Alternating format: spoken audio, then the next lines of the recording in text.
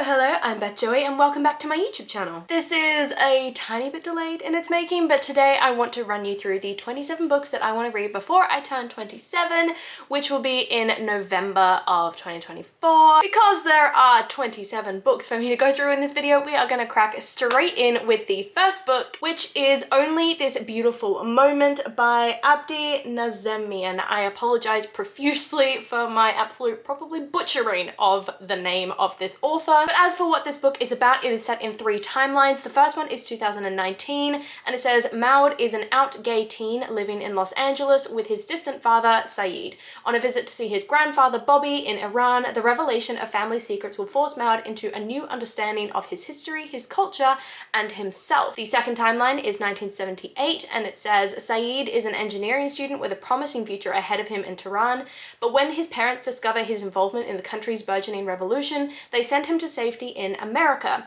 a country Saeed despises, where he's forced to live with the American grandmother he never knew existed. And then the last timeline is 1939, and it says Bobby, the son of a calculating Hollywood stage mother, lands a coveted MGM studio contract, but the fairy tale world of glamour he's thrust into has a dark side. It's supposed to be amazing and queer and following the lives of these 3 men as they deal with all the struggles in their timeline, and I cannot wait to see how their lives intersect and see the beautiful moment that I hope this story will be. We've got a good mix of Kindle and physical books in this list. So the next book is a Kindle book, or a book that I own on Kindle, and it is To Kill a Kingdom by Alexander Christo, which is the first book in the 100 Kingdoms series. And the blurb says, Princess Lyra is Siren royalty and the most lethal of them all. With the hearts of 17 princes in her collection, she is revered across the sea, until a twist of fate forces her to kill one of her own.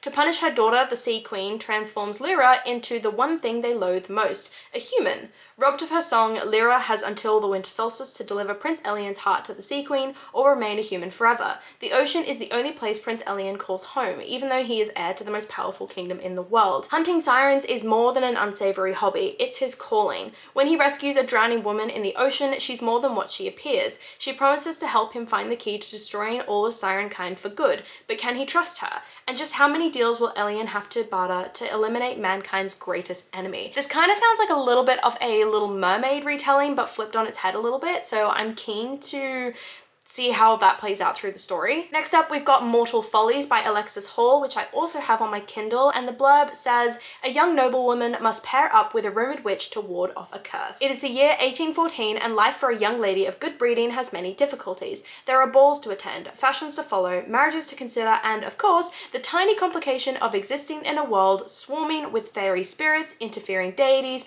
and actual straight-up sorcerers. Miss Mayless Mitchellmore finds her entry into high society hindered by an irritating curse. It begins innocuously enough with her dress slowly unmaking itself over the course of an evening at a high-profile ball, a scandal she narrowly manages to escape. However, as the curse progresses to more fatal proportions, Miss Mitchellmore must seek out aid, even if it means mixing with undesirable company. And there are few less desirable than Lady Georgiana Landrake, a brooding, alluring young woman sardonically nicknamed the Duke of Annandale, who may or may not have murdered her own father and brothers to inherit their fortune. If one is to believe the gossip, she might be some kind of malign enchantress. Then again, a malign enchantress might be exactly what Miss Mitchellmore needs. With the Duke's help, Miss Mitchellmore delves into a world of angry gods and vindictive magic, keen to unmask the perpetrator of these otherworldly attacks. But Miss Mitchellmore's reputation is not the only thing at risk in spending time with her new ally, for the rumoured witch has her own secrets that may prove dangerous to Miss Mitchellmore's heart, not to mention her life. So I'm hoping for a little bit of a sapphic romance in this story, a bit of a mystery, a bit of fantasy. I'm super keen. Next up, we've got The Colour Purple by Alice Walker,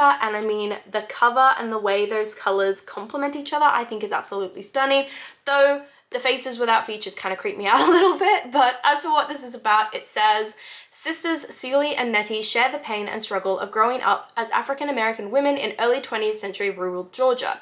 Forced into an abusive marriage, at least Celie can offer Nettie refuge from their violent father in her new home, until Nettie catches the attention of Celie's husband and is forced to leave and forge her own journey. Through a series of letters spanning 20 years, first from Celie to God, then between the 2 sisters, they manage to sustain their hope in each other across time, distance, and silence, in a triumph of resilience, bravery, and ultimately love. This book sounds like it's going to be an absolute tearjerker. Then we've got The 10,000 Doors of January by Alex E. E. Harrow, again on my Kindle, and its blurb says, in a sprawling mansion filled with peculiar treasures, January Scaller is a curiosity herself. As the ward of the wealthy Mr. Locke, she feels little different from the artifacts that decorate the halls, carefully maintained, largely ignored, and utterly out of place. Then she finds a strange book, a book that carries the scent of other worlds and tells a tale of secret doors, of love, adventure, and danger. Each page turn reveals impossible truths about the world, and January discovers a story increasingly entwined with her own. Feel like that blurb didn't really tell me anything, so I have no idea what to expect going into that one. Next up, we have a book that I have been eagerly anticipating reading, because when I first read the blurb when this first came out, I was like, holy shit, that sounds like an all-round amazing, hilarious, good time.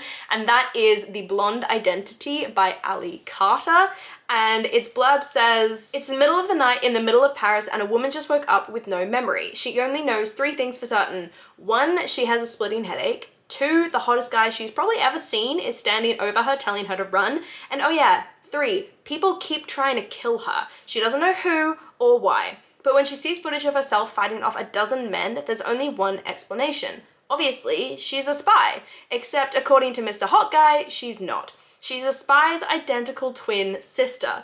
Too bad the only person who knows she's not the woman they're looking for is this very grouchy, very sexy, very secret agent who reluctantly agrees to help her disappear. That's easier said than done when a criminal organization wants you dead and every intelligence service in the world wants you caught. Luckily, no one is looking for a pair of lovesick newlyweds on their honeymoon, and soon they're lying their way across Europe, dodging bullets and faking kisses as they race to unravel a deadly conspiracy and clear her sister's name. But with every secret they uncover, the truth shifts until she no longer knows who to trust, the twin she can't remember, or the mysterious man she can't let herself forget. I mean, I'm loving the whole spy secret identity kind of side of it, as well as the fake romance side, because it's not fake dating, it's like fake fiancés or fake newlyweds.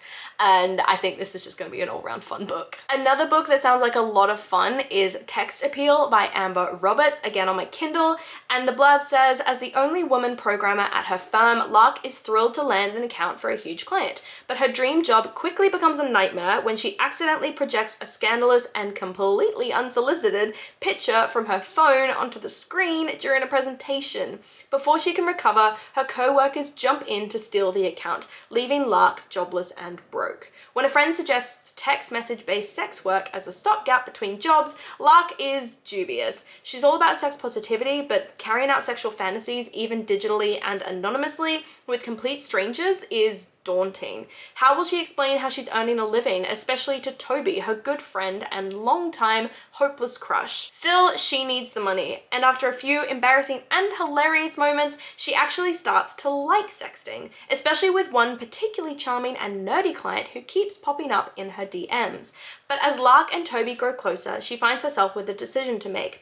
Tell Toby she's a sex worker and try to forget the anonymous client who has her struggling to separate work from real feelings, or keep the secrets that are piling up in her inbox. This one sounds like a friends to lovers romance. I'm guessing that the nerdy friend is actually the guy that keeps popping up in her DMs, but that's just a prediction based on the fact that that tends to be how a lot of these romances turn out, but I'm super intrigued. I think it's going to be super entertaining. Next, we have a romance from an author who's definitely known for her more thriller kind of style writing, and I haven't really always loved the thrillers that I've read from her, so I'm intrigued to see what the romance is going to be like. But anyway, it is The Boyfriend Candidate by Ashley Winstead. As a shy school librarian, Alexis Stone is comfortable keeping out of the spotlight. But when she's done for being too meek in bed, she decides she needs to change. And what better way to kickstart her new, more adventurous life than with her first one-night stand? Enter Logan, the gorgeous foul-mouthed stranger she meets at a hotel bar. Audacious and filterless, Logan is Alexis's opposite. And boy, do opposites attract. Just as she's about to fulfill her hookup wish, the hotel catches fire in a freak lightning storm. In their rush to escape, Logan is discovered carrying her into the street where people are waiting with cameras. Logan promptly and shockingly flees. Alexis is bewildered until suddenly pictures of her and Logan escaping the fire are all over the internet. Turns out Logan is none other than Logan Arthur, the hotshot candidate challenging the Texas governor's seat. The salacious scandal is poised to sink his career and jeopardize Alexis's job, until a solution is he and Alexis could pretend to be in a relationship until election day in 2 months. What could possibly go wrong? This kind of reminds me of, I think it's Act Your Age Eve. No, it's not that one. It's not Get a Life Chloe Brown, and it's not Act Your Age Eve Brown. It's the middle sister, who I can't remember what her book's called. Take a Hint, Dani Brown. It reminds me very much of that, because I know in that book the romance kind of starts off because a moment of the male main character, fireman, carrying the female character out of a building where a fire alarm has just gone off is kind of goes viral, and that sets the whole romance going. So that kind of reminds me very much of that book, but I'm hoping it separates from that and the whole fake dating thing takes a different path to what that book did. Otherwise it's going to feel like a repeat. Next up, we have A Study in Drowning by Ava Reid, which I picked up when I went to YALC because, I mean, I think the cover is just gorgeous and I've heard amazing things about this. And as for what it is about, it says, Effie has always believed in fairy tales. She's had no choice. Since childhood, she's been haunted by visions of the fairy king and found solace only in the pages of Angharad, Emrys Mirrodin's beloved epic about a mortal girl who falls in love with the fairy king and then destroys him. Effie's tattered copy is all that's keeping her afloat through her stifling first term at her prestigious architecture college. So when the late author's family announces a contest to redesign his house, Effie feels certain this is her destiny. But Hiraeth Manor is an impossible task, a musty, decrepit estate on the brink of crumbling into a hungry sea. And when Effie arrives, she finds she isn't the only one who's made a temporary home there. Preston Haluri, a stodgy young literature scholar, is studying Mirrodin's papers and is determined to prove her favourite author is a fraud. As the two rival students investigate the reclusive author's legacy, piecing together clues through his letters, books, and diaries, they discover that the house's foundation isn't the only thing that can't be trusted. There are dark forces, both mortal and magical, conspiring against them, and the truth may bring them both to ruin. It just sounds absolutely enthralling. Next up, we've got a book which is the first book I've ever received in a new subscription box called The Butterfly Book Club, and that is The Celestials by Bianca K. Gray. I think the whole premise of this book box is that they create boxes around indie published books, and there's a fantasy box, which is what this came in, and I think they're just starting up a new romance box, and I think it's dark/paranormal romance, so it's going to be super swoony, and I am definitely on the wait list for that one. But this is the first book I received in their fantasy box, and as for what it is about, I would love to tell you, but it doesn't look like there's an actual blurb on the book, so I'm gonna have to look it up on Goodreads. So the Goodreads blurb says, Carlin, if you had to give up your life for me, would you? In the world of Asenithus, the gods live among us. They reincarnate inside mortal bodies called celestials once in a while to enjoy the world they rule. But when someone or something starts killing off the gods by destroying their soul, it's up to Kaelin, the banished bastard prince of Draconia, and Rhea, the current reincarnation of the god of death, to figure out what is happening and stop it before all the gods are dead. So sounds like a bit of a world-ending romance between these two characters, and I'm intrigued. Next up, we've got another book that I picked up from YALC because, I mean, the cover just spoke to me, and that is Girl, Goddess, Queen by B. Fitzgerald, and I believe the sequel is coming out soon, and the name of the book was announced at YALC, and I can't remember what it was, but anyway, it says, thousands of years ago, the gods told a lie. They said that Persephone was a pawn in the politics of other gods, that Hades kidnapped Persephone to be his bride, that her mother Demeter was so distraught she caused the earth to start dying. Well, it's time to set the record straight. Persephone wasn't taken to hell, she jumped. She wanted an escape. There was no way she was going to be married off to some smug god more in love with himself than her. She's got big plans, ones that will shake Mount Olympus to its very core. And falling in love with the underworld's rude, arrogant, and incredibly annoying ruler Hades is absolutely not one of them, no matter how good he looks in the torchlight. I love Persephone's and Hades retellings. I think they're just so fun and so they tend to be quite smutty, and they're just an all-around good time. It's a whole bad boy romance thing going for it. And I've loved every one that I've read, so I'm hoping I'll love this one too. Yet another book from YALC. We've got The Shattered Lands by Brenna Nation. I mean, look at the cover. It's obvious it's a sapphic romance, so of course I'm like, sign me the hell up. And it says, when an ominous vision transports Sapphire to a new world, she awakens with a legacy to fulfill. She is the lost princess and must carry on the line of the blessed queens. She has much to learn, but soon Sapphire's curiosity turns to the hidden, dark history of her kingdom. Answers are not easy to come by, until she meets a mysterious shadow witch who has knowledge to share. But there is a millennia-old rule in Areobus: never trust a shadow witch. And in a world founded on lies, magic, and war, Sapphire is about to learn that perhaps rules should not be broken. I mean, I'm just obsessed with the couple on the front, so I can't wait to read this. Next up is a book that people recommended to me because they said it's just a little bit unhinged, and I think that sounds super fun, and that is Butcher and Blackbird by Brynne Weaver, and it's the first book in the Ruinous Love trilogy.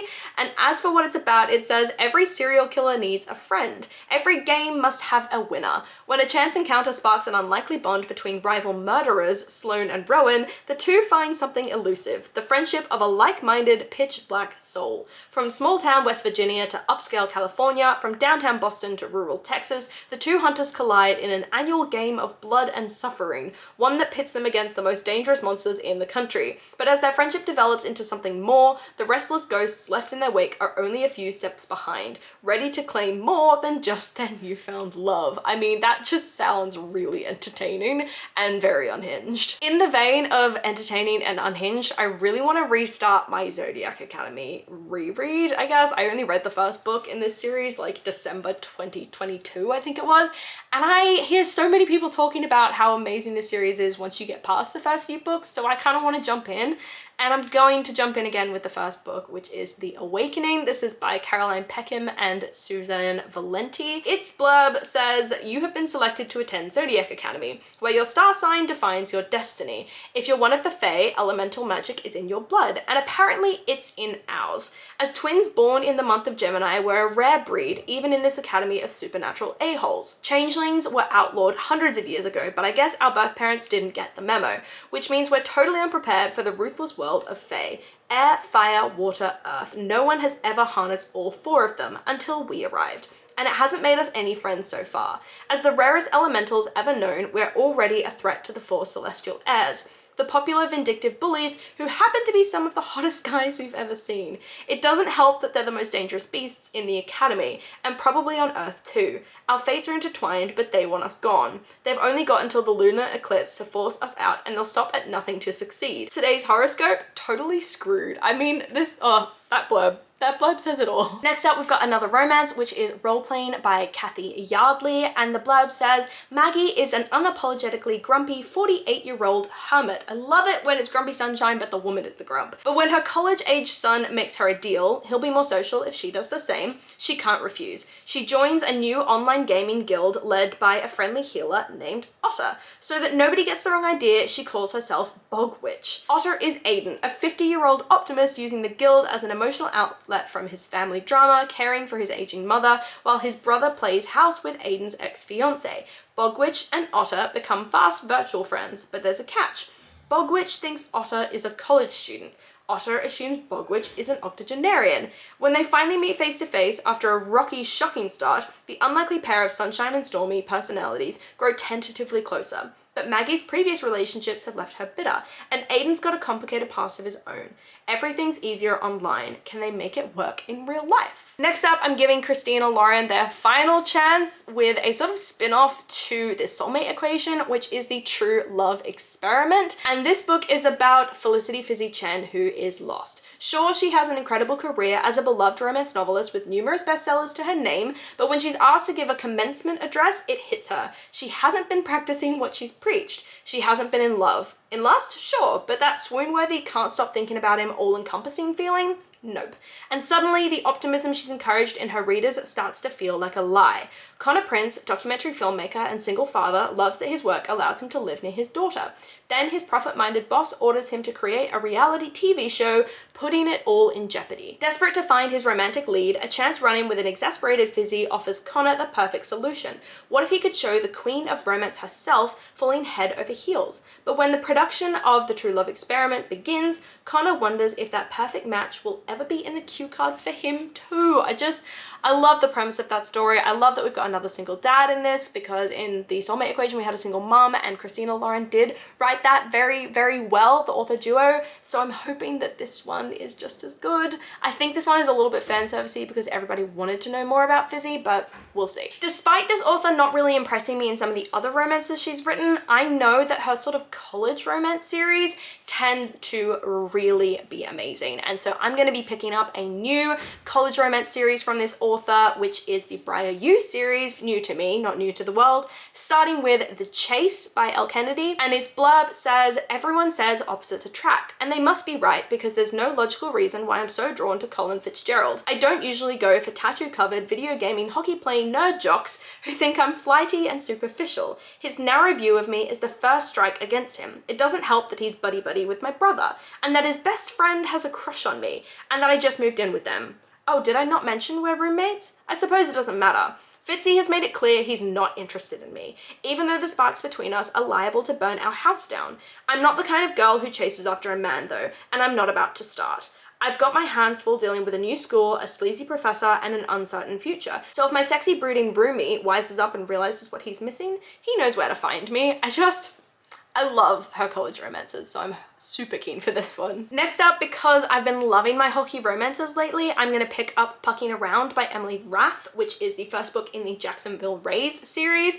And the blurb says, my name is Rachel Price, and 2 months ago I walked away from the perfect man. Sweet and funny and so hot it should be illegal, we shared one magical night. No names, no strings. I never thought I'd see him again. I was wrong. It turns out Mr. Perfect is the Playboy grinder for the Jacksonville Rays, the NHL's hottest new hockey team, and I'm his new physical therapist. Oh, and the jerk doesn't even recognize me.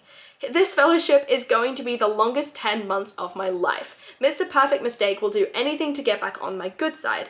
Meanwhile, his best friend is the surly new equipment manager always writing my case. Worst of all, I've got an uncooperative goalie who thinks I can't tell he's hiding an injury.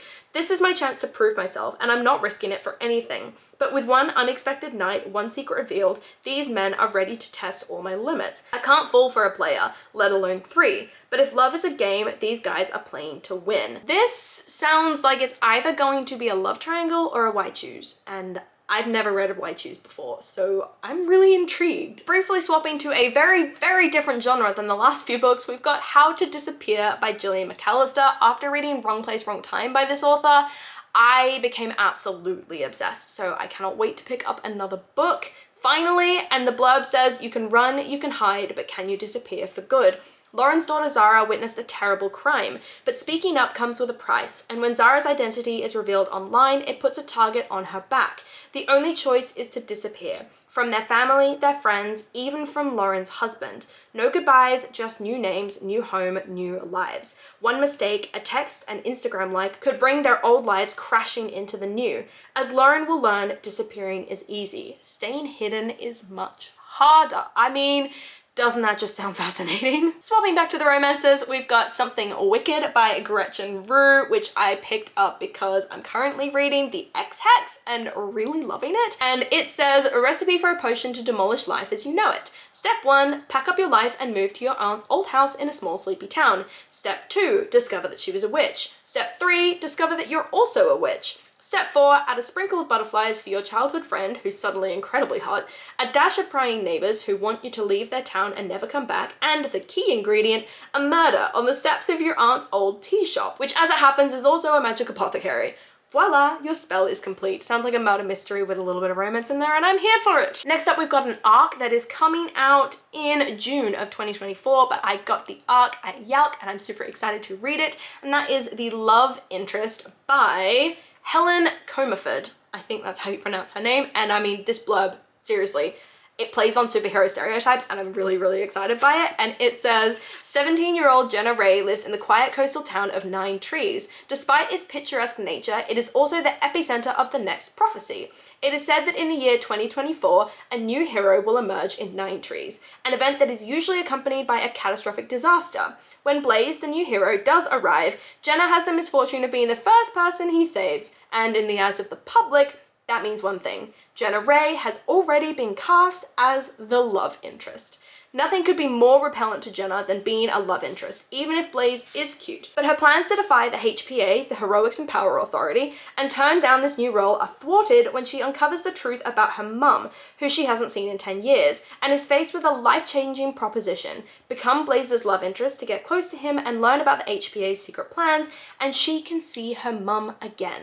As Jenna takes on the mantle of the next love interest, even if she is faking it, feelings for Blaze become real. She can't resist his charm, good looks, and the genuine connection they've made. And to make things even more complicated, just as Jenna starts to embrace her newfound career, she discovers she might be more on the side of the superheroes than she ever imagined. I mean, I love how that plays on the whole superhero, like, stereotypes of the love interest and that sort of thing. I think it's really, really interesting. It's supposed to be swoony, hilarious, and heartfelt, and I can't wait. Next up, we've got Heavenly Bodies by Imani Eru. I apologize again for the inevitable mispronunciation, but it says, I defy the stars. In a world where no entities exist but the stars, cruel and merciless gods that watch over the world, Alara has been cursed by fate. A prophecy that promises she will fall for a star and it will kill them both. But when one descends to wreak havoc on Alara's kingdom, she is forced to flee into the arms of her enemy in the neighboring country. As she learns more about her own magic and the depth of the star's deceit, she also finds herself learning more about the country she is forced to take refuge in, and the enemy prince forced to train her into a weapon. Something dark brews within her, a power made of night and shadows that begs to be broken free. Taking my first step with a romance author I know that a lot of people love, I'm going to be reading Drunk on Love by Jasmine Guillory, I think is how you pronounce her name. And the blurb says, Margot Noble needs some relief from the stress of running the family winery with her brother. Enter Luke, sexy, charming, and best of all in the too small world of Napa, a stranger. The chemistry between them is undeniable, and Margot is delighted that she lucked into the perfect one-night stand she'll never have to see again. That is, until the winery's newest hire, Luke, walks in the next morning. Margot is determined to keep things purely professional, but when their every interaction reminds her of the attraction still bubbling between them, it proves to be much more challenging than she expects. Luke Williams had it all, but when he quits his high-salary tech job in Silicon Valley in a blaze of burnout and moves back to Napa to help a friend, he realizes he doesn't want to tell the world or his mum why he's now working at a winery. His mum loves bragging about her successful son, so how can he admit that the job she's so proud of broke him? Luke has no idea what is next for him, but one thing is certain. He wants more from the incredibly smart and sexy woman he hooked up with, even after he learns she's his new boss. But even if they can find a way to be together that wouldn't be an ethical nightmare, would such a successful woman really want a tech world dropout? Set against a lush backdrop of Napa Valley wine country, nothing goes to your head as fast as the taste of love, even if it means changing all your plans. I mean, it sounds like a he falls first kind of romance, and I am really here for those at the moment. Next up, we've got another book I picked up from Yark, and I promise we're nearly at the end, and it is Excuse Me While I Ugly Cry by Joya Goffney. This is a book where I went up to a stall and the people behind the stall was like, you have to read this. And I was like, you know what? Screw it. I'm gonna get it. And the back says, my journal is like my foundation. It doesn't tell me where I'm going, it tells me where I've been. I don't know who I am without it. Quinn Jackson is 1, black, 2, 18, 3, vegetarian, 4, a chronic list maker, 5, crushing on Carter Bennett, 6, socially awkward, 7, living a lie, 8, lost without her journal, 9, being blackmailed, 10, and about to face her truth. A passionate, heartfelt, and addictive rom-com full of juicy secrets and leap-off-the-page chemistry about having the courage to be honest, to live in the moment, and to fall in love. Another Yalk haul, we've got The Davenports by Crystal Marquis. As you can tell, I bought a lot of books at Yalk, and the blurb says, Wealth, Luxury, Truth, Love. The Davenports are one of the most influential families in 1910s Chicago, and their beautiful children are the toast of the elite social scene. They are also one of the few wealthy black families in Chicago. For the Davenport sisters and their friends, life seems to follow a set plan: marriage, family, duty, but their hearts are restless. Olivia seeks a perfect love, while her younger sister Helen is desperate to pursue her true passions. Olivia's best friend Ruby must secure a marriage to save her family's fortunes, while the Davenport's maid Amy Rose seeks her own path. But beyond the champagne and chandeliers, the legacy of slavery threatens a future that they have always taken for granted. As the dreams and desires of these 4 young women collide with the outside world, can everyone get what they truly want? I'm so intrigued. Because I seem to be in my witchy era, the next book that I want to read, and the second last book on this list, is Payback's a Witch by Lana Harper, which is the first book in the Witches of Thistle Grove series. And the blurb says, chilling adventures of Sabrina meets the L Word in this fresh, sizzling rom-com by Lana Harper. Emmy Harlow is a witch, but not a very powerful one, in part because she hasn't been home to the magical town of Thistle Grove in years. Her self-imposed exile has a lot to do with a complicated family history and a desire to forge her own way in the world, and only the very tiniest bit to do with Gareth Blackmore. heir to the most powerful magical family in town, and casual breaker of hearts and destroyer of dreams. But when a spellcasting tournament that her family serves as arbiters for approaches, it turns out the pull of tradition, or the truly impressive parental guilt trip that comes with it, is strong enough to bring Emmy back. She's determined to do her familial duty, spend some quality time with her best friend, Lyndon Thorne, and get back to her real life in Chicago. On her first night home, Emmy runs into Talia Avramov, an all-round badass adept in the darker magical arts, who is fresh off a bad breakup with Gareth Blackmore. Talia had let herself be charmed, only to discover that Gareth was also seeing Lyndon, unbeknownst to either of them. And now she and Lyndon want revenge. Only one question stands. Is Emmy in? But most concerning of all, why can't she stop thinking about the terrifyingly competent, devastatingly gorgeous, wickedly charming Talia Avramov? I think this is going to be a sapphic romance and I'm so excited for it. And lastly, we've got Within These Wicked Walls by Lauren Blackwood, which I got as part of the Abraxos book club when that was still running the book box, and I think I only got one book from that, and that's this one. So as for what this is about, it says Andromeda is a Debtera, an exorcist hired to cleanse households of the evil eye. She would be hired, that is, if her mentor hadn't thrown her out before she could earn her license. Now her only hope of steady work is to find a patron, a rich, well-connected individual who will vouch for her abilities. When a handsome young heir named Magnus Rochester seeks out to hire her, Andromeda takes the job without question. Never mind that he's rude and demanding and eccentric, that the contract comes with a number of outlandish rules, and that almost a dozen Debtera had quit before her. If Andromeda wants to earn a living, she has no choice. It sounds really spooky and intriguing, so I can't wait to read this as well. So that is officially the end of this video, the 27 books that I want to read before I turn 27. This is a long one. I apologize for that because I wanted to go through all of the books and what they were about, but do let me know in the comments down below if you've read any of these books and what you thought of them, or if there are any you think I should prioritize, or just let me know what you're reading at the moment, loving it, hating it, all that kind of thing. Come and chat to me in the comments down below. I love talking to you guys and I do my best to reply to every single comment. I really hope that you enjoyed this video, and if you did, please do let me know by liking, subscribing, and hitting that notification bell all down below. It's a super easy way to help my channel grow, and I will see you lovely people in my next video. Bye!